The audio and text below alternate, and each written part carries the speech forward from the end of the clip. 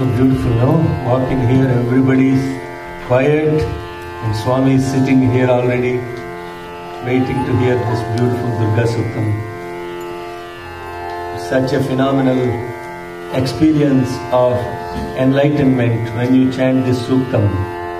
Very short one, only 8 verses. And each of the verses is supposed to bring in the power of discrimination, which helps us connect to very beautifully what we are studying in study circle, how to do our dharma. The study circle Dharma Vahini is very much related to how do we understand how what we undertake is helping us to be free or to be bound. This is the most important question in life. when we undertake certain karmas, the activities, there are karmas that bind us and karmas that actually free us. But actually the beauty is, every karma, the intent with which you do the karma either binds you or frees you. So you cannot say that, how can I be in the world and take care of my family, earn a livelihood and do all that stuff? Is that karma that binds me or frees me? The intent with which you do the karma binds you or frees you. And what is that intent? So there are three things, like I was saying yesterday, even in corporations today, there are actually two things that are most crucial and important: purity of intent and unity in execution. Purity of intent and unity in execution. Purity of intent is what this Durga Suktam is all about. It purifies the thought process also. It actually purifies with what intent you are doing the work. It's very clear. People around you can actually make out with what intent you are doing the work. If people connect to the intent behind the work we are doing, they automatically sign up to do your work. Hello, it no longer becomes your work.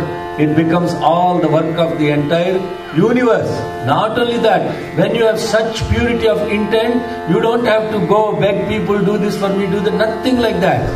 It's like an incredible energy that automatically flows and creates itself to be going in. So what we are talking as Durga Suktam here, the fire aspect is to purify every aspect of our, not only just our intent, even our instinct is purified. Now we are wondering what is instinct and intent. Shekhar uncle is always throwing all these big words at us. We have no clue. Intent and instinct. What is instinct? What is instinct? What is the Hello. Oops, sorry. Apologies. Yes. It's something that doesn't exist anymore. No, that's instinct. It means something you do automatically. Something you do automatically. That is instinct. That's very beautiful. See how these kids are, you think they're all learning Veda or what? They're learning something even beyond what we can even comprehend. No, I have never heard a definition like that. Which is, what is instinct means? Something that we do automatically. Let's understand what he said. For example, if there is a chick that came out of the egg, and this little chicken that came out of the egg, it perceives that it has not even opened its eyes. The eyes are still covered with little bit mucus. It can't even see properly. But then up there in the sky there will be an eagle that will be looking for, and it will scoop down and take the chicken away as its food. Yeah. So as soon as this little chicken that have not even opened their eyes perceive there is eagle on the top, then what do? They run to hide under the wings of the mother. Who programmed that instinct within that little chicken is something that you automatically do. Because you are pre-programmed. The instinct of fear for eagle is pre-programmed for a chicken. You don't need any education for that. No need to go for any training classes, isn't it? So, all these instincts, last time I was talking about 3 different karmas. I'm not diverging here, right? Last class we talked about 3 different types of obstacles. Who remembers that? What are the 3 obstacles that I talked about? They're all wondering what is that. What are the 3 obstacles? Obstacle created by ourselves. Obstacle created by ourselves. By obstacle by karma. Obstacles that we inherit by our karma. And higher level obstacles like higher level obstacles when you are chosen to be the instrument of God. Remember this. The obstacles that we create for ourselves, those are the simple ones to deal with. For that you need to know, hey, if I do this, this is bad thing. Like in the 10 commandments, the last 5, thou shalt not steal, thou shalt not do that. These are things, common sense obstacles. But in spite of it, we undertake those obstacles. We know that we shouldn't be doing that stuff, but we go do. And then we have no idea that we created an obstacle for ourselves. We have not even an idea. It's like instinct. If you take a small needle and prick your finger, you think the blood will come 5 hours later? It will come right away. The blood will come right away. You take a seed of a mango plant and you plant it into the ground. You think the mango fruit will come in next hour? No. Okay, how long would it take? Week. Month. And what mangoes you are eating? A month. Month. You guys, and here, mango tree, how many years it will take? Sprouting. I'm talking about you sprout the seed. How long would it take before you get the fruit? Oh, sorry, it's English. I didn't say it properly. Sorry. How long would it take? You put a coconut into the ground. How long would it take for you to get the coconuts? That is a very difficult question. California, no coconut trees. At least mangoes are there. A whole entire year. Oh yeah, more than a year. 2 years. But if you take a tomato seed and you put it in the ground, how long would it take? It will take 4 to 5 months to get the tomato fruit. See, like that, the seeds that we are planting today will become the fruit that we have to enjoy or not later on.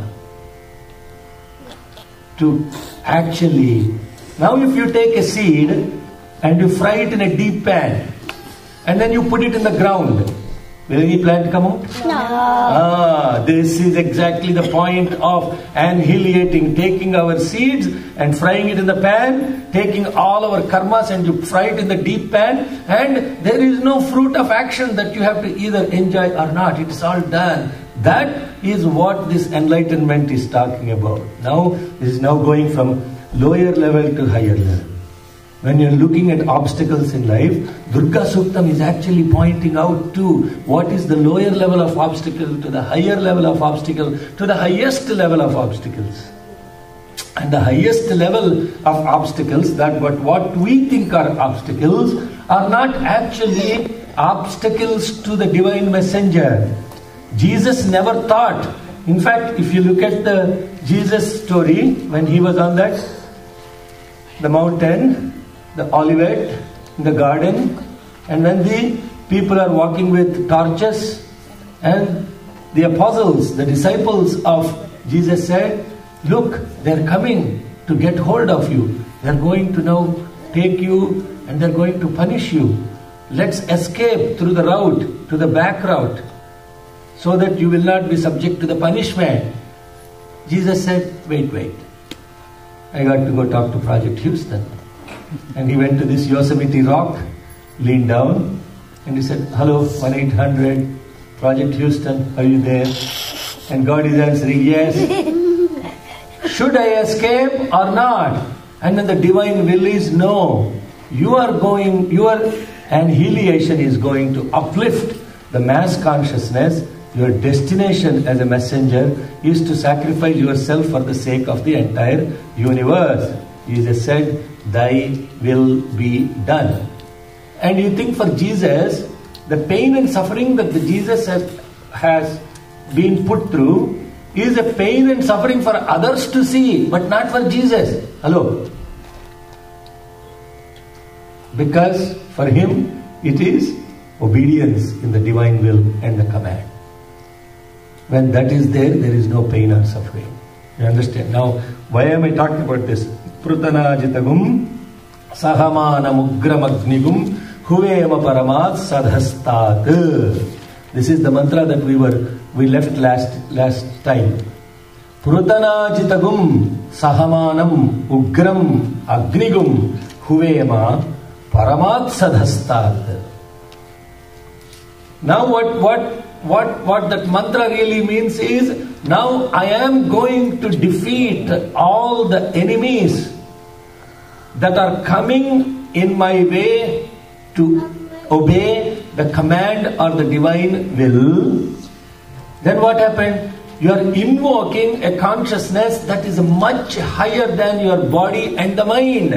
Huvema means invocation. Paramat sadhastat. From what point? From a supreme point of wisdom and awareness, you are invoking the light. Then what happened? All the pain, the suffering associated with the body and the mind and all the senses, there are lower levels of pain. Those lower levels of pain are nothing when you are from the highest point, invoking the divine effulgence and the consciousness. This is the aspect of a Messiah. The previous mantras we are talking about for ordinary people. Swami, I have an obstacle, I have to buy a car, please get me a loan. Swami, I need a green card. Swami, I need my good college seat for my kid. All this stuff is a lower level of energies. And the pain and suffering we go through are lower levels of energies. Once you are at the highest point of thing, what is this? These lower levels of desires, you are thinking, oh man, this, I don't need to even ask God. Are you kidding me? So one guy was sitting in the veranda. Swami calls him, "Hey, what did you do finish recently?" I said, "Swami, I finished my MBA." "Okay, very good. What's the job you are going to undertake?" "Oh, Swami, I am waiting for you to tell me what job I should take." Swami slapped him and he said, "You think I'm a headhunter? You think I'm a HR guy to find job for you? You finished a degree, you got a qualification, you apply for jobs, you go look out for yourself. Why you are asking God to tell me what work I should take? Are you crazy?" This is the craziness some people have. For everything they write a cheat and put on Swami. Should I go to movie today or not? To put yes or no, put a cheat in front of Swami. Oh, Swami said yes. Oh, today Swami said I should go for a movie. This is nonsense. Stop this. This is not spirituality. You don't go to God and ask mundane stuff like this. Not the people that are chosen to be His instrument, period. For them, all this lower level of stuff is not even worth bringing to the attention of the God. Supposing if CEO of your company comes in front of you, what's up with you? What do I need to do for you? What do you say? Do you tell him something that is such lower level? My desk, it is not clean every day. Do you tell him that? Do you tell your CEO, my desk is not clean, can you please send a janitor tomorrow onwards? Or what do you tell your CEO? And imagine to a CEO, you have awareness of what to ask, what you should not ask, what you should be thinking about God. And therefore this mantra is saying, I am going to defeat all the enemies that are obstructing me to do your work. Prutanajitagum. I am going to defeat those enemies. How am I going to defeat these enemies? By invoking you as the effulgence. And who are you? Sahamanam, the most patient one, the most utmost compassionate one. Ugram, the most supreme one. Agnigum, the effulgent. Paramat Sadhasta, the one who is sitting on the top of everything. You are the CEO of CEOs, the King of Kings. I am going to invoke you. That means what? When you undertake His consciousness, nothing becomes obstacle in life. Nothing. Should I sign up for this or not? Should I do this or not? You don't even think about it because you know you are not the one that is doing it. You just take that first step. He will push you through the 100 steps. Like that. Like that. But the point is, you have to raise that level of effulgence and awareness within you. Until that happens, you will be thinking, look at my stupid body. Today I have headache, tomorrow I have knee ache, I have this ache, that ache. You are suffering from all this kind of stuff. You are caught up in the lowest level of energies. You got to push yourself to the highest level of energy. Now you are all thinking, what is he really talking? Come on. Tomorrow is Monday morning, then I have to wait for Friday evening. What is he really talking? Right? That's exactly what's happening. I have to take care of all this stuff. Yes. You have to take care of all that stuff. but you don't fall yourself to the lower end. Every time that happens, you say, I am more than this body. I am more than this mind. I am beyond my body and mind. Who I am is Him, and who is He? He is the most supreme effulgent. I am just programmed into this is the infinite potency the kids have. Right? Some kids, they never get tired. They keep going and going and going like an Energizer bunny. They keep going and going and going. And you're saying, when is this kid going to sleep? Because I have to sleep. This is what you are thinking. Where do the kids get that much energy? How do they get that much energy? Simple and only one simple thing, brothers and sisters. The adults carry the baggage with themselves. Imagine that if you are carrying a baggage, every time you add one baggage, your ability to move fast will slow down, no? Every time you add a bondage, your ability to move fast will slow down. If you are a bird with 2 wings, you can fly. Then if you are a tortoise with 4 legs, you are able to crawl. Then you add more peeds, millipede, centipede, that pede, this pede. In Telugu it's called peda. All these peeds are added. Then what happens? You are a centipede, millipede. How fast you are traveling? That's with our lives. For them, it's free. They are not bound. The Divine One is free. But yet, they are engaged in the work. They are not saying, I am free, therefore, I am God, I am God. I am no one else but God. I don't need to do any service. I can't even go to a Sai center. I am God and only God. That's not what they are saying. God is actually doing more work than any one of us. With divine sankalpa, the greatest ones are moving mountains, just sitting at one place. And the example is right behind me, sitting on the chair. Never moved out of India, but moved hundreds of countries and millions of people to do His work. How is that possible? Because He is God. With only sankalpa they can make things happen. Because they are not bound. They are not in the body. They are not the mind. We look at them as the body. We look at them as the mind. They are not the body and the mind. In fact, that body and the mind is associated with ourselves. We begin to judge them, who they are, because of our own limitation of analysis paralysis. But when we invoke ourselves to the highest level of Huvema Paramatsadhastat, then what happened? You begin to see you are given the same potential as that infinite one, programmed within you, but it is covered, but it is not locked. You have to uncover, unleash that divine potential within us. Did you think about Atri? Come here. And Sahavana Magnigam, the previous mantra has Atri Agne Atrivan Manasa Granano Asmakam Bodhya Vitatanunam. Who is this Atri? Is what Adit will share. Adit, ready? Okay.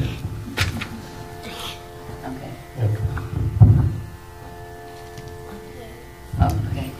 So Atri was the son, or one of the 10 sons of Brahma, and and he was one of the first Saptarishis, or he is the first Saptarishi, and he has huge significance in the Mahabharata, which I will now be saying. And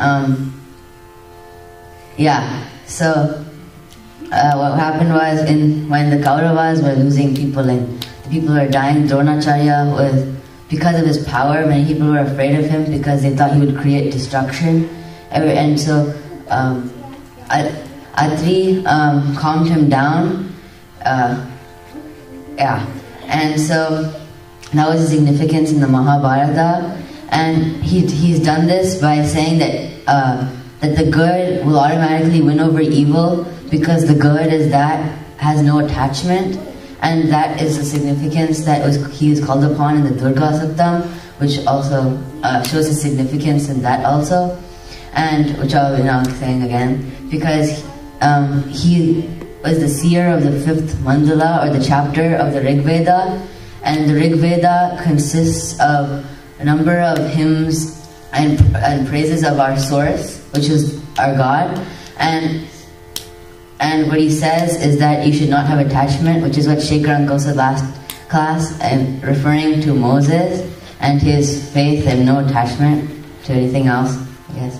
And so his significance in the Durga Suktam is when the humans ask God to be like Atri with no attachment and to become the good that wins over the evil. Very good.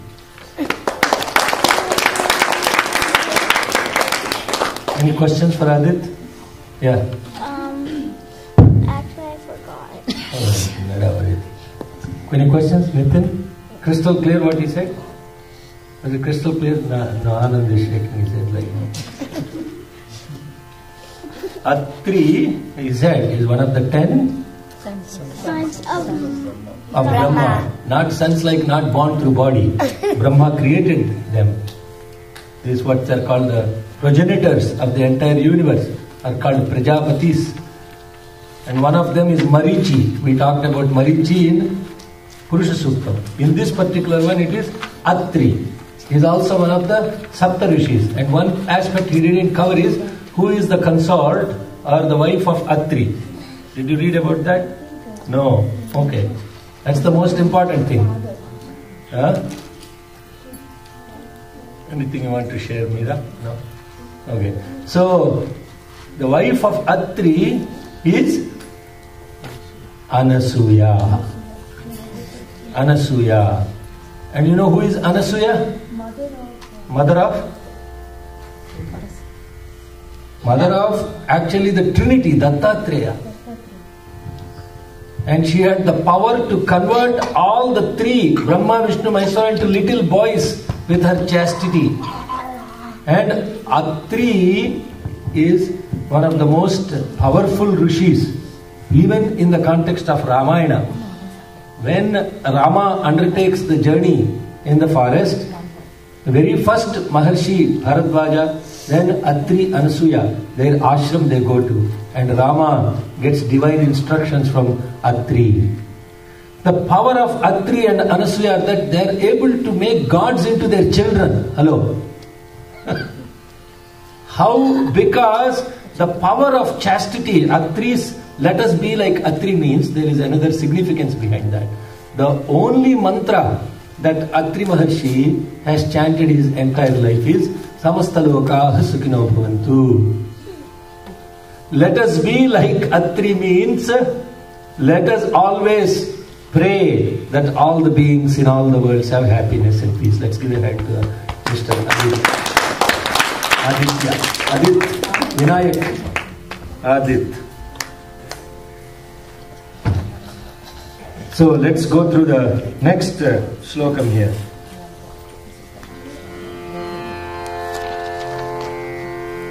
How about if we just chant until where we learn, and because some people just join, let them also chant together. Om Jadavedase Sunavam Asoma Marati Yato Nidahati Vedaha Sanapashadati Durgani Vishwadhyaveva Sindhum Duritadyagnihi Tam Agnivarnam Tapasa Jvalantim Vairochanim Karma Paleshu Jushtam Durgam Devigum Sharanamaham Prabhadye Sudarasidarase Namaha Agni Tvam Parayanavyo Asman Swasti Birati Durgani Vishwa Pusha Prithvi Bahulana Urvi Bhavato Kayatanaya Yashamyo Vishwanino Durgaha Jadavedas Sindhu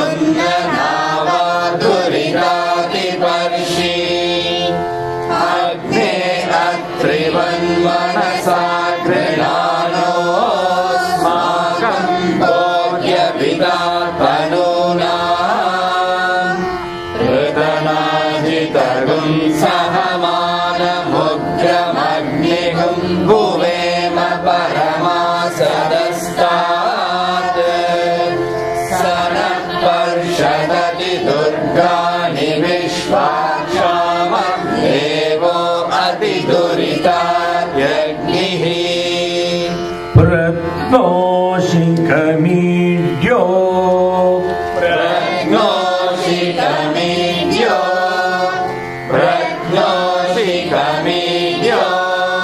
अध्वरेषु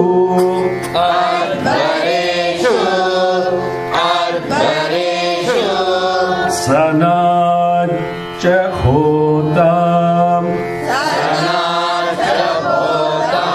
सनाच्च हो प्रत्नोषिकमीढ्यो अध्वरेषु सनाच्च होताम् प्रत्नोषिकमीढ्यो अध्वरेषु सनाच्च होताम् प्रत्नोषिकमीढ्यो अध्वरेषु सनाच्च होताम् नव्यश्च सत्सि नव्यश्च सत्सि नव्यश्च सत्सि प्रत्नोषिकमीढ्यो अध्वरेषु सनाच्च होता नव्यश्च सत्सि प्रत्नोषिकमीढ्यो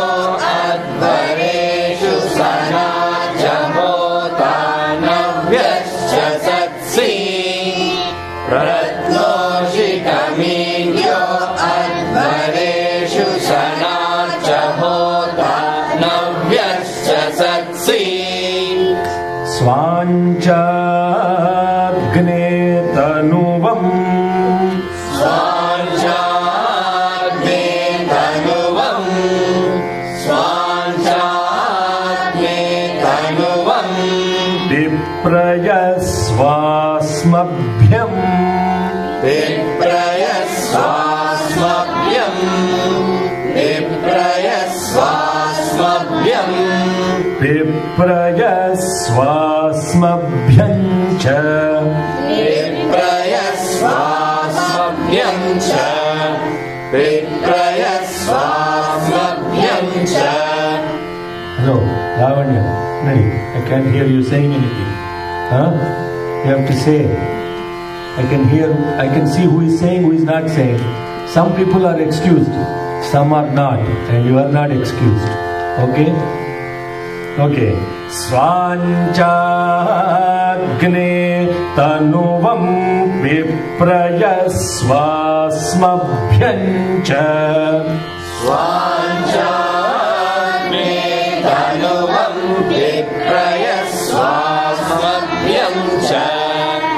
Svanchagne tanuvam viprayasvasmabhyancha. Viprayasvasmabhyam. Yeah? So there are few words that are difficult to pronounce because if the tongue is not put to proper use, then some are very difficult to say. Satsi is one of the words. Satsi. It is T-S-I. C. Right? Yeah. Pratnoch and Svanchagne tanuvam piprayasvasmabhyancha. Piprayasvasmabhyam. Right? Svanchagne tanuvam piprayasvasmabhyancha. Svanchagne tanuvam piprayasvasmabhyancha. Svanchagne tanuvam piprayasvasmabhyancha. Saubhagamaya Saubhagamaya jasva. Saubhagamaya jasva. Pratnoshaikamidyo adhareshu sanat वाच्य होता नव्यश्च सत्सि स्वाञ्चाग्ने तनुवं पिप्रजस्वास्मभ्यं च सौभगमायजस्व प्रत्नोषितमीड्यो अध्वरेषु सना च होता नव्यश्च सत्सि स्वाञ्चाग्ने तनुवं पिप्रयस्वास्मभ्यं च सौभगमायजस्व प्रत्नोषितमीड्यो अध्वरेषु सना च होता नव्यश्च सत्सि स्वाञ्चाग्ने तनुवं पिप्रयस्वास्मभ्यं च सौभगमायजस्व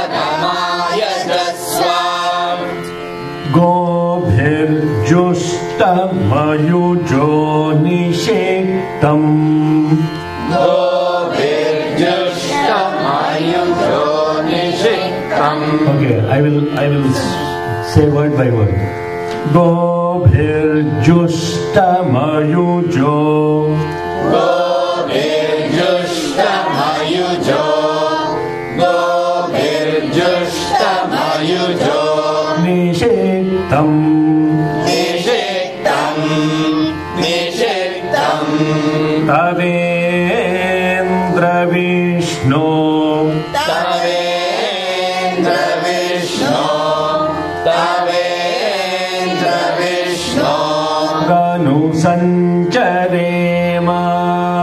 Ranu Sancharema. Ranu Sancharema. Gobhirjushtamayujo Nishektam Tavendra Vishnu Ranu Sancharema. Gobhirjushtamayujo Nishektam Tavendra Vishnu Ranu Sancharema. Gobhirjushtamayujo Nishektam Tavendra Vishnu Ranu Sancharema. Nakasya Prushtamabi. Nakasya Prushtamabi. Nakasya Prushtamabi. Samvasano. Samvasano. Samvasano. Vaishnavim. Vaishnavim. Vaishnavim. Loka ihamaadayantam. Loka ihamaadayantam. Loka ihamaadayantam. Nakasya Prushtamabi Samvasano. Nakasya Prushtamabi Samvasano. Nakasya Prushtamabi Samvasano. Vaishnavim Loka ihamaadayantam. Vaishnavim Loka ihamaadayantam. Vaishnavim Loka ihamaadayantam. Katyayanaya Vidmahe. Katyayanaya Vidmahe. Katyayanaya Vidmahe. Kanyakumari Dhimahi. Kanyakumari Dhimahi. Kanyakumari Dhimahi. Tanno Durgih Prachodayat. Tanno Durgih Prachodayat. Tanno Durgih Prachodayat. Katyayanaya Vidmahe Kanyakumari Dhimahi Tanno Durgi Prachodayat. Katyayanaya Vidmahe Kanyakumari Dhimahi Tanno Durgi Prachodayat. Katyayanaya Vidmahe Kanyakumari Dhimahi Tanno Durgi Prachodayat.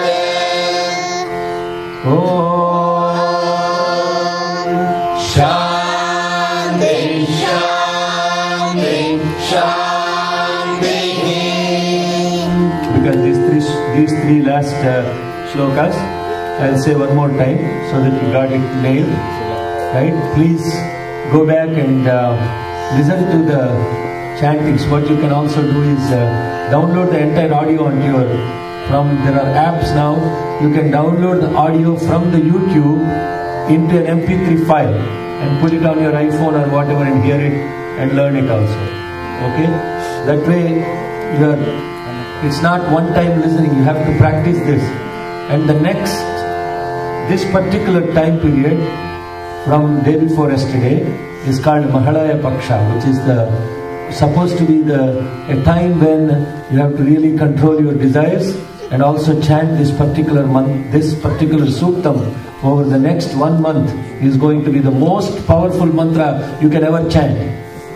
Because this Mahalaya Paksha is from the Paurnima time that happened 2-3 days ago to when the Amavasya. This time period is when the human mind has to go into very serious contemplation and control desires, including watching IPL, and making sure that you are focusing on the divine consciousness. From that point, because this is the darkest period according to mythology, when all the demonic forces like Mahishasura, Chanda, Munda, all these demonic forces are extremely active, and during the time that the rishis did great tapas to invoke mother in the fire, and therefore she emerges, and over the 9 days of period of time she has now undertaken the path to annihilate each of these demonic forces.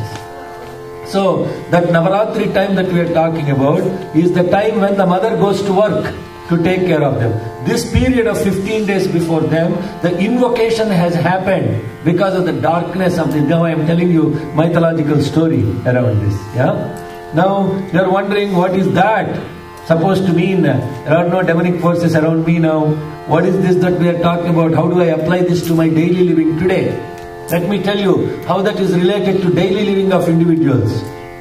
From the time period after this, the Rutus are divided, the seasons are divided, right? Seasons. And the Shravana, Bhadrapada, the 2 months are Varsha Rutu, the rainy season. And after that is the Sharat Rutu. During the period of the Varsha Rutu, when the skies are really totally grey and there is not enough light that is present, the human mind and the intellect goes into darkness. And therefore when you undertake the penance, when the outside is rainy and it is cloudy and it is dark and grey in complexion, you will really appreciate it if you go to Netherlands. How grey the sky is, it is depressing. After 3 days you are like wondering, my God, how do people live here? So during the period of when the monsoons used to exist like that, during the olden period of olden times, now there are no monsoons. What monsoons? Human being has destroyed everything that is related to the season and the reason. So that period, what people used to do, because they can't go out and there is darkness outside, they undertake the penance to sit inside home with families and pray.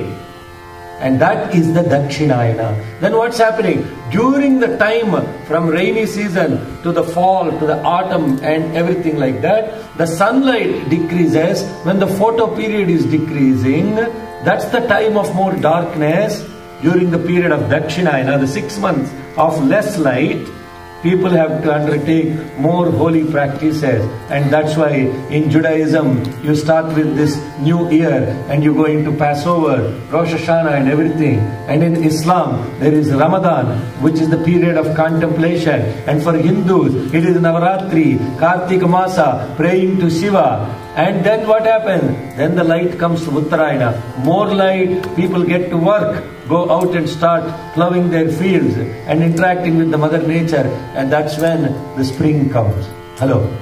This is to do with how a human lives outside. Now we are thinking these demonic forces and all that stuff, because you have nothing else to do outside when it is rainy, what you will do is sit in front of TV or play video games or computer games, Facebooking, Twittering, etc. Stop doing all that and go into contemplation. That's the point of this. Next 15 days. Okay? Okay, let's go through one. Pratnoshikhamidyo adhareshu sanacha hota namyascha satsi swanchagne tanuvam piprajasvasmabhyancha saubhagamaya jasva.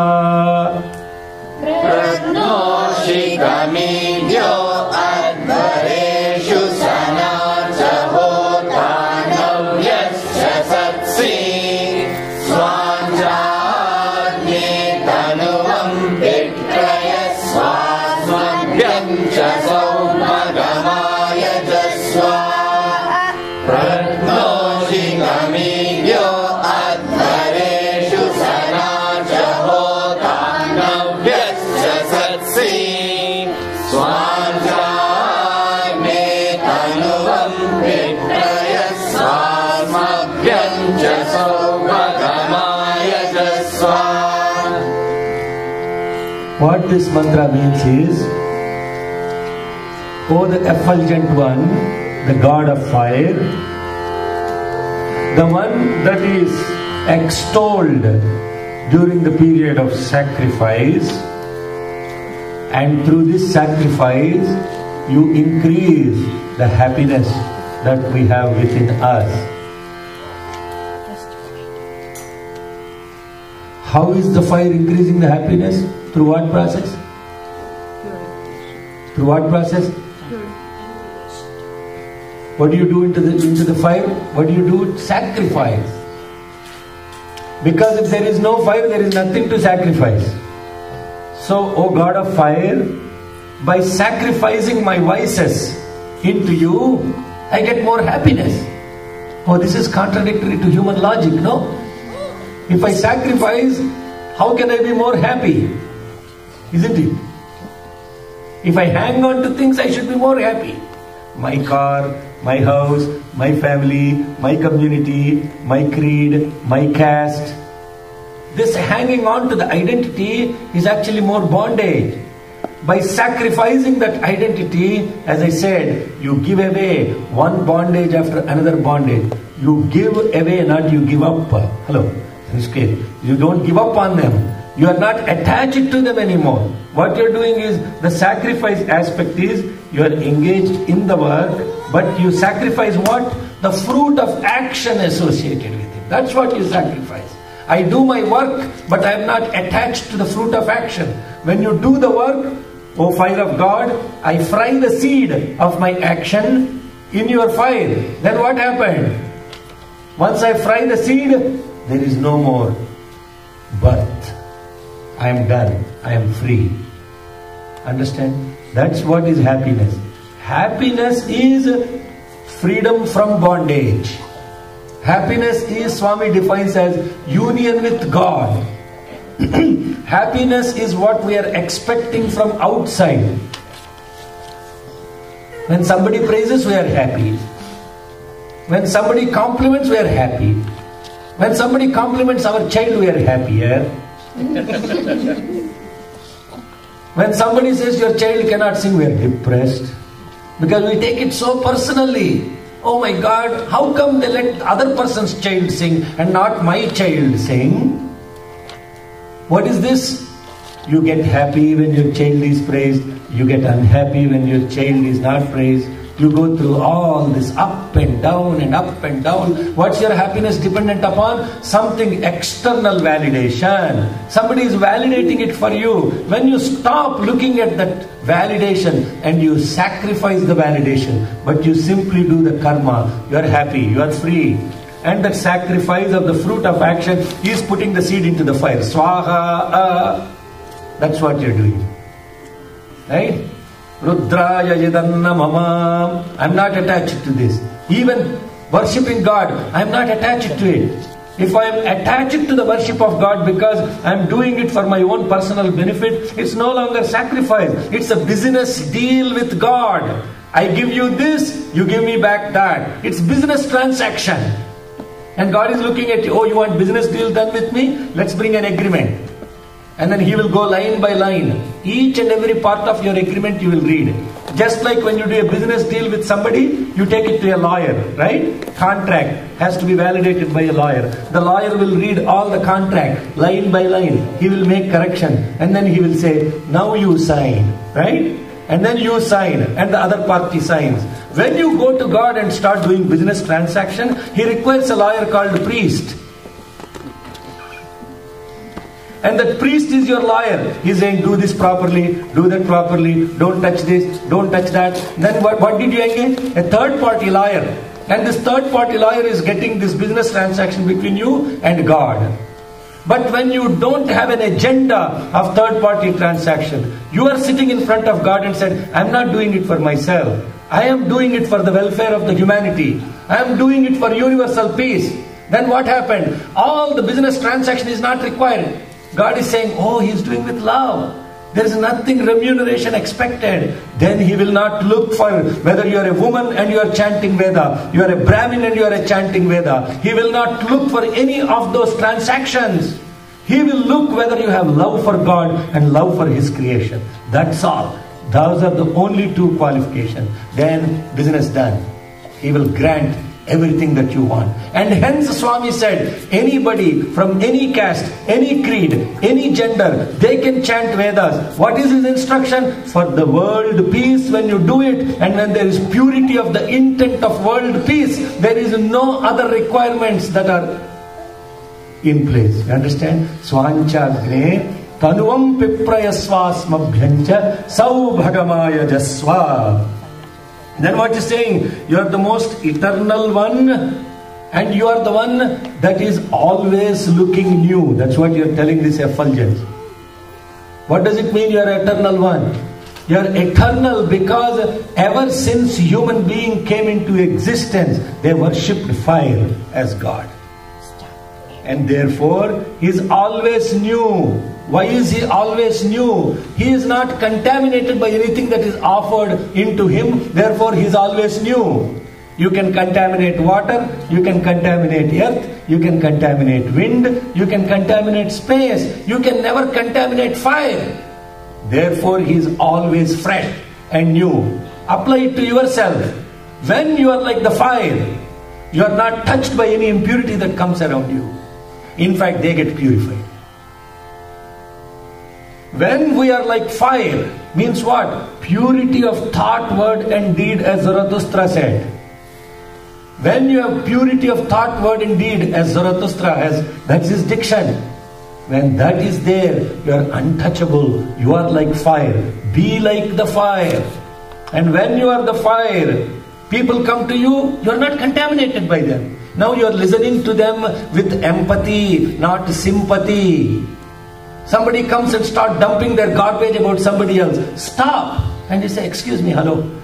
If you want to put something in the garbage, there is the garbage can. Go put it in the garbage can. Why are you putting it in me? Yeah? These children, listen to this. When people are talking nonsense about others, don't listen to them. And say, stop. Why are you bad-mouthing somebody else? Stop bad-mouthing. Bad-mouthing is garbage. So don't put this garbage in me. There is a place for garbage. I am not your garbage can. Then you are pure. You are not contaminated by them. But somebody has their problems. They come and start talking to you. And this is one of the youth asked me this question in Portland.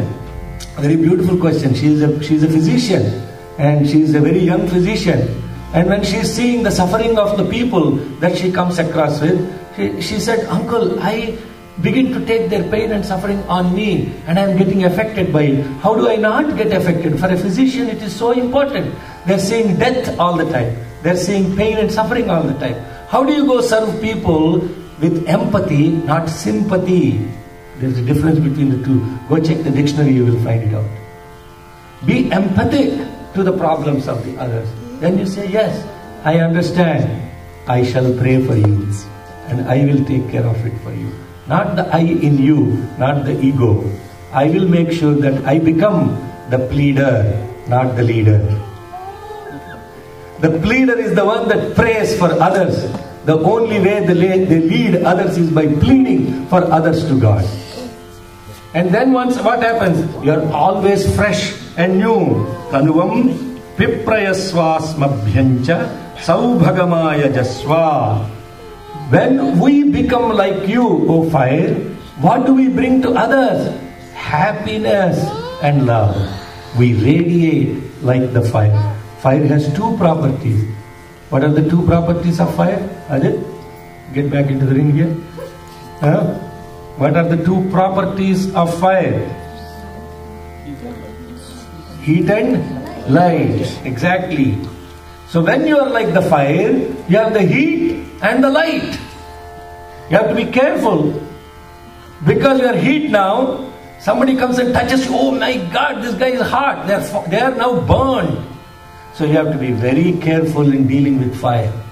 Just like you are very careful when you go to a supreme realized one. They are pure as fire.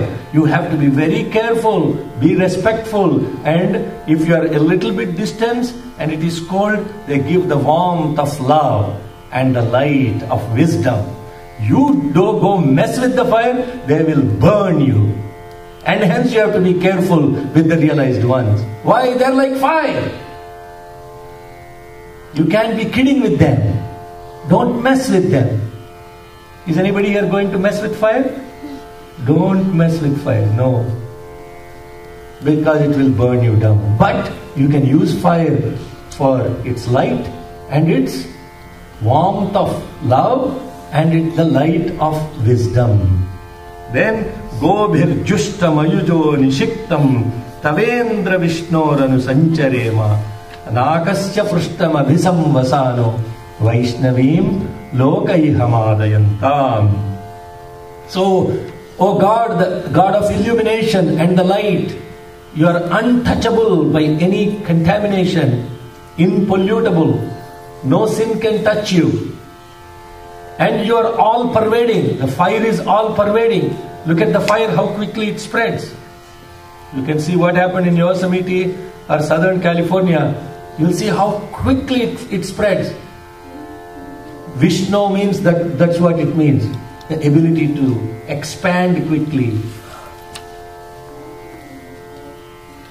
And why are we after you? We are after you because of the fire and what you put in the fire. You generate the clouds. And yesterday I went through this, the entire cycle of what happens with the fire. Right? How are we getting, this is Swami's quote. The smoke that is generated, the fire has the ability to evaporate water, the humidity, and that becomes water vapor. When the water vapor condenses, what does it become? A cloud. When the clouds really condense, they become cumulus clouds. When the clouds come together, it rains. When it rains, it produces food. The food is what you eat, and because of the food, you become who you are. Etti mantramo atti meghamo. So is the mantra, such is the cloud. So is the cloud, such is the rain. So is the rain, such is the food. So is the food, such is the thought. So is the thought, such are the habits. So are the habits, such is the character. So what is the seed of everything of our character? What is it? What is it? Hello? You lost, you are listening. What is the cycle going on? What is the fundamental thing that I said? Fire. And what is the, even before the fire, so is the mantra, such is the offering. When we are chanting these mantras, watch what's happening. We are water bodies. 75% we are water bodies. When we are chanting the mantra from the bottom of our navel cavity, you generate heat, and that heat produces water vapor. Mantras cannot be chanted therefore like no, that is improper way of chanting mantra. Mantra has to be chanted with proper diction and with proper energy that is coming from the bottom of your navel. And there is fire right there. Aham Vaishvanaro Bhutva Pradinan Deham Ashritaha Pranapana Samayukta Pachamyannan Chaturvidham. God is saying, I am the fire within you. And this fire is the one that is taking 4 different types of food and converting them into 2 fundamental, gases. One is oxygen and carbon dioxide. Prana, apana, samayukta. How are they conducted? By offering into the fire within you. Now what are we thinking? We are thinking this food is for us, all you can eat, buy one get one free. And we are consuming so much food that we have no idea that there is a fire within us. You take a lamp and you pour a lot of oil into that. What will happen to the fire? It will get put off. You have to put enough oil for the fire to burn and ensure there is a wick that is burning the fire. If God is saying, I am fire within you, you are dumping food. Hello? Pizza after pizza, Coke after Coke, arey pour karo. Khana, pina, sona, marna. The fire is extinguished. When that fire is extinguished is when you get all the diseases. All the diet-linked diseases. Simple. Obesity is too much fat. No fire. So, Nakasya Prustam Abhisamvasano Vaishnavim Loka Yihamadayantam. You are the one, by giving us this incredible food that is generated because of the sacrifice into the fire. And that food that is produced by sacrificing to the fire is the most pure food. Now there is so much of beautiful wisdom behind all this. We have lost connection with all this. We are thinking these mantras are some priest to chant, and we can talk on the cell phone while puja is going on. It is so ridiculous that the sacred offering is happening. People start texting right there, sitting in front of the puja. How ridiculous is that? It's painful. They have no connectivity. They are thinking this stuff, let him do. And after that, when he gives tirtham, I get all the things. No. Hello. All the punyam has gone to the guy that has done the puja, not to you. Because if he has failed to write proper contract and you sign on it, you will get punished. Hello. You are relying on some guy to say the mantra properly and you are thinking, I will get all the benefit. If he said all bad things, because I will tell you, one priest actually, he was doing Ganesha Ashtotram, and one of the names of Ganesha is Om Tushtaya Namaha. Tushti means abundance. Tushtaya Namaha. And this guy doesn't know how to say the difference between ta and da. And then he said, Om Dushtaya Namaha. Badmash ho gaya. Ganesh Badmash ho gaya. And I am looking at, oh my God, Ganesh, he has big ears and he can listen very clearly. And now he is saying, oh my God, Hare, stop karo, stop karo. Why are you abusing me? So, Vaishnavim Lokai Hamadayantam. I have to stop here. So, this concludes Durga Suktam. There is a lot of beautiful explanation behind the Gayatri mantra, Katyayana Vidmahe, Kanyakumari Dhimahi. Then you are wondering, what is all this fire to do with Katyayani, Kanyakumari? Kanyakumari is one of the aspects of divinity, the mother goddess. What is the association with that? I will describe that to you in the next class, which will be almost end of December. December 7th will be the next Veda class. Until then, happy chanting Durga Suktam, Rudram and everything. Jai Sai Ram. Thank you very much. We'll close with Om and 3 Shantis. Om.